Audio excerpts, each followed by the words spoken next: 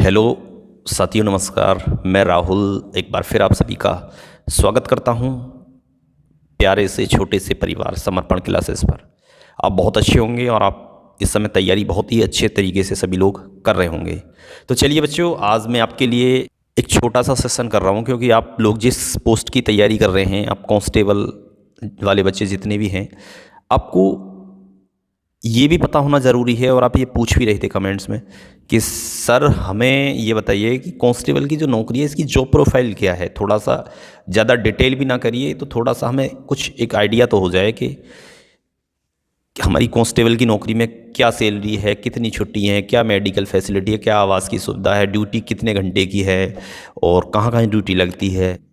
तो ये क्वेश्चन भी आपका बहुत अच्छा क्वेश्चन है। थोड़ा इससे आपको मोटिवेशन भी मिलता है और अच्छा भी लगता है चीज़ों की जानकारी होना आपको।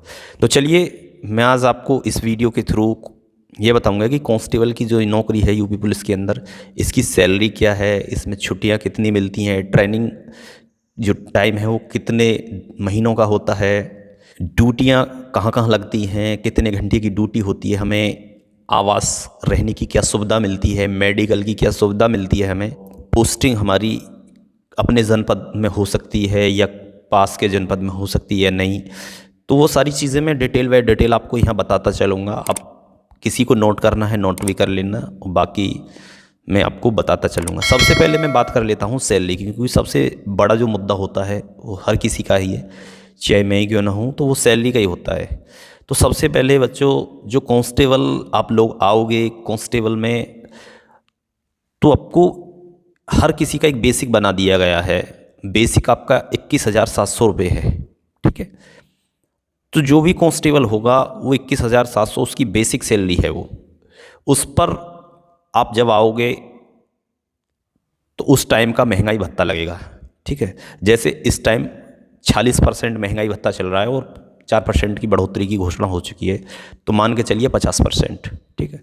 तो शायद आप 50% जब महंगाई भत्ता हो तब आ जाओ, या फिर बढ़ जाए 53% या 54% हो जाए तब आ जाओ, ठीक है। मैं मान के चल रहा हूँ 50% पे आओगे। तो जो हमारी 21,700 की सैलरी है, इस पर 50% हमारा महंगाई भत्ता हो जाएगा, तो बनेगा मेरा 10,850 रुपये। और फिर एक चीज़ और मिलती है हमें, पौष्टिक आहार, मतलब भोजन का भत्ता जो मिलता है, पौष्टिक आहार भत्ता कहते हैं हमें उसे। तो वो मिलता है कांस्टेबल को 1,875 रुपये। और इस टाइम जो एक और चीज़ है, वो आप जब आओगे तो आपको मिलेगा 500 रुपये का मोटरसाइकिल भत्ता। और जब आपकी पोस्टिंग थानों में हो जाएगी, वो ट्रेनिंग सेंटर पर नहीं मिलता है, ठीक है। सारी चीज़ों को हम बाद में ऐड करेंगे, ठीक है, अभी तो मैं खाली बता रहा हूँ। और 188 रुपये मिलते हैं हमें किट मेंटेनेंस के लिए। किट जो हमारी वर्दी होती है, पॉलिस वगैरह, इन सब चीज़ों के 188 रुपये महीने के। एचआरए मिलता है, वो हमें ट्रेनिंग सेंटर पर नहीं मिलता है। एचआरए और मोटरसाइकिल भत्ता ये ट्रेनिंग सेंटर पर नहीं मिलता है, बाकी सब चीज़ मिलती है। तो एचआरए जो मिलता है, जो सबसे थर्ड क्लास सिटी है वो उसका 1,200 है, और जो सबसे हाई A1 क्लास सिटी है उसका 2,400 है कांस्टेबल का। तो आप इसी हिसाब से मान सकते हैं कि आपकी पोस्टिंग जहाँ भी है तो उसी हिसाब से आपका एचआरए बनेगा, ठीक है। तो मैं मान लूँ आपकी पोस्टिंग लखनऊ को ही मान लूँ, तो मतलब 2,400 रुपये आपके वहाँ हो गए। कुछ डिडक्शन भी होती हैं, जैसे हम एनपीएस कहते हैं, जो लास्ट में हमें पेंशन के तौर पर मिलेगा। तो जो हमारा बेसिक सैलरी थी 21,700 और 10,850 हमारा डीए जो बना था महंगाई भत्ता, इन दोनों को जोड़कर इसका 10% हम एनपीएस में कटवा देते हैं, जो बनता है 3,168 रुपये। जो ये राशि हमने जमा करी है अपने खाते में, अब ऑटोमेटिक कटती है हमारी, तो इसका हमने 10% कटवाया, तो गवर्नमेंट अपनी तरफ से 14% हमें और मिला देती है।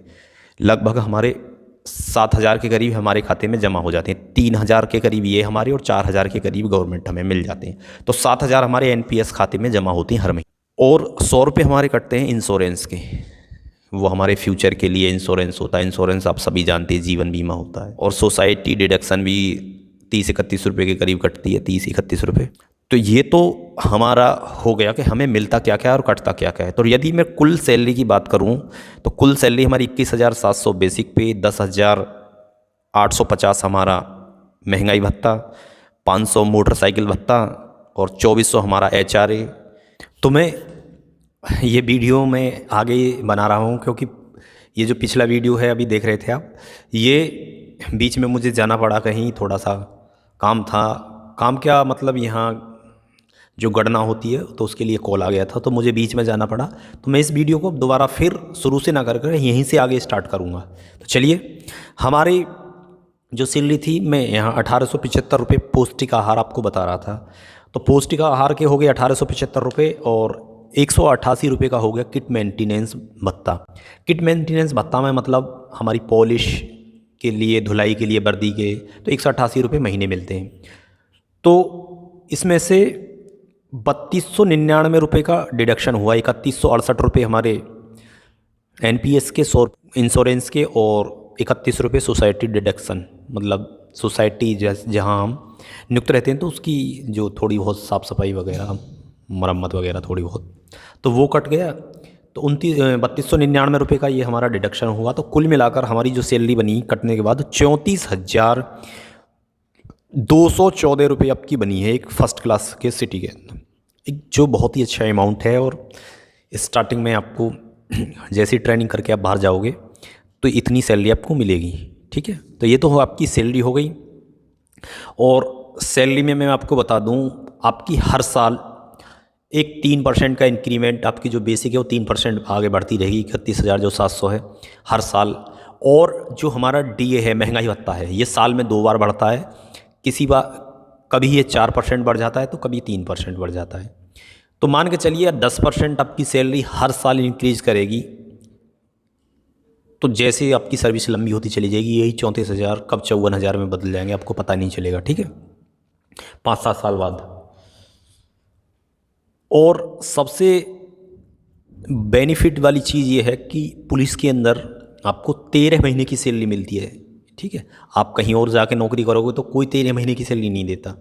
यहाँ आपको 13 महीने की सैलरी मिलती है, जो कि मार्च और अप्रैल के बीच में आ जाती है, मार्च के लास्ट के में आ ही जाती है, ठीक है। तो वहाँ हमारी 2 महीनों में 3 सैलरी आती हैं, मार्च और अप्रैल के बीच में, ठीक है। तो ये भी एक बहुत बड़ा बेनिफिट है हमें, जहाँ हमें 13 महीने की सैलरी मिलती है, ठीक है। तो वेतन की बात तो आपकी यहीं ख़त्म हो जाती है। फिर आगे चलते हैं, और भी बहुत सारी चीज़ें हैं कि छुट्टी कितनी मिलती हैं। इसमें आपको EL और CL मिलाकर 61 छुट्टी मिलती हैं एक साल के अंदर, ठीक है। 30 CL हो गई और 31 EL हो गई आपकी, तो आपको 61 छुट्टी मिलती हैं पूरी साल के अंदर, ठीक है। तो आप अपनी सुविधा के अनुसार जैसे आपको ज़रूरत है ऐसे आप छुट्टियां ले सकते हो। और ट्रेनिंग की बात कर लूँ मैं आपको, तो ट्रेनिंग जो होती है यहाँ कांस्टेबल के लिए ट्रेनिंग होती है भाई 6 महीने की। और इसमें 1 महीना और जोड़ दो आप JTC, जहाँ आपकी ज्वाइनिंग होती है, वहाँ 1 महीने आपकी वही ज़िला आपको नियुक्ति के तौर पर मिलता है, वहाँ आप अपनी आमद कराते हो, 1 महीना वहाँ रहते हो। थोड़ी बहुत आपसे जो आपके बैंक खाते हैं और वो सब चीज़ें, वहाँ जो थोड़ी कार्रवाई हैं लिखा पढ़ी वाली, वो 1 महीने में पूरी हो जाती हैं। उसके बाद वहाँ से आपको ट्रेनिंग सेंटरों पर भेज दिया जाता है, जहाँ 6 महीने की आपकी ट्रेनिंग होती है। बाद ट्रेनिंग के फिर आपको अपने ज़िले में वापस आना पड़ता है, ठीक है। तो ये आपकी 6 महीने की ट्रेनिंग कंप्लीट हो जाती है। मतलब कुल मिलाकर यदि देखा जाए तो 7 महीने की ट्रेनिंग आपकी सिपाही में कांस्टेबल के लिए होती है, ठीक है। और ड्यूटी कहाँ कहाँ लगती है, कांस्टेबल की जो ड्यूटी है वो कहाँ कहाँ लगती है। देखो, यहाँ उत्तर प्रदेश जो पुलिस है, इसका जो एरिया है, जो काम करने की यहाँ विविधता है, शायद ही किसी विभाग में आपको मिले। आप किसी भी विभाग में चले जाना, पुलिस को छोड़कर, चाहे किसी भी स्टेट की हो, इतनी आपकी शायद पूरी सर्विस निकल जाए, लेकिन आप पूरे जितने भी यूनिट्स हैं, सब यूनिट्स हैं पुलिस की, शायद आप ना देख पाओ। तो इतनी जगह यहाँ काम करने की मौका मिलता है आपको। जैसे सबसे बेसिक है जो आप देखते होंगे गांव वगैरह में, सबसे बेसिक है थानों में, ठीक है। आप सिर्फ यही जानते होंगे कि थानों में पोस्टिंग होती है। देखो, थानों में आप क्या क्या कर सकते हो। सबसे पहला और सबसे अच्छा काम जो आपको लगता होगा, जिन्हें गांव में सभी लोग कहते हैं कि चीता पे मेरी ड्यूटी लगी है, मतलब बाइक जो होती है अपाची वाइट कलर की, और दंदना के चश्मे लगा के बढ़िया, सबसे ज़्यादा लाइक आप उसे ही करते होंगे। तो उसकी जो ड्यूटी रहती है वो लगती है थानों में, ठीक है। डाक पे ड्यूटी लगती है, यदि अपने थाने से सिटी डाक ले जाना लाना चाहते हैं, कोर्ट में जाना चाहते हैं, वहाँ भी लगती है, ठीक है। और वो 10 से 5 बजे तक की होती हैं, जो डाक लेके या पैरोकारी में आप जाओगे। या फिर यदि चीता पे आपकी ड्यूटी लगी है तो 12 घंटे की होगी, दिन में हो चाहे रात में हो। ऑफिस में भी आपकी ड्यूटी लगती है, जो थाने का कार्यालय होता है वहाँ भी आपकी ड्यूटी लगती है, वो 12 घंटे की होती है। और हमरा आपकी लगती है एसएचओ के साथ हमरा में इंसास लेकर चलना, वो भी 12 घंटे की ड्यूटी होती है आपकी। और पहरा, जब आप नए जाओगे, सभी लोग नए जाते हैं तो वहाँ उनका थोड़ा ज़्यादा पहरा लगा देते हैं, जो संतरी ड्यूटी वहाँ खड़ा रहता है, तो वो ज़्यादा ये थोड़ी ड्यूटी हल्की सी कोई लाइक नहीं करता, तो नए लोगों की तो लगती है, लेकिन जब पुराने हो जाओगे तो ये ड्यूटी आपकी नहीं लगेगी।